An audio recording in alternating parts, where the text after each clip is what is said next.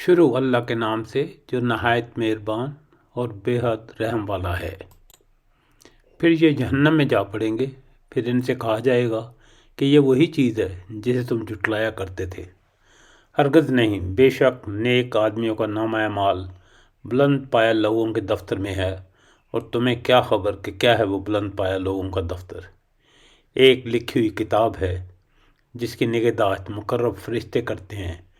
بے شک نیک لوگ بڑے مزے میں ہوں گے، اونچی مسندوں پر بیٹھے نظارے کر رہے ہوں گے، ان کے چہروں پر تم خوشحالی کی رونق محسوس کرو گے۔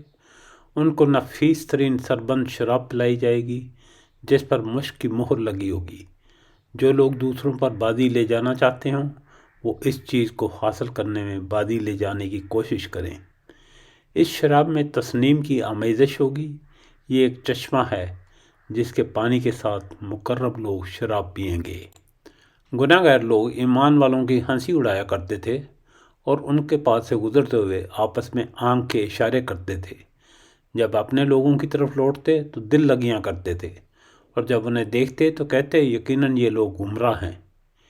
یہ ان پر پاسبان بنا کر تو نہیں بھیجے گئے؟ پس آج ایمان والے ان کافروں پر ہنسیں گے، تختوں پر بیٹھے دیکھ رہے ہوں گے کہ اب ان منکروں نے جیسا یہ کرتے تھے پورا پورا بدلہ پا لیا۔ بسم اللہ والآخر، شکر الحمدللہ رب العالمین۔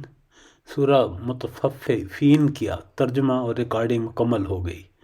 اللہ تعالی ہماری صحیح قبول فرمائے، آمین۔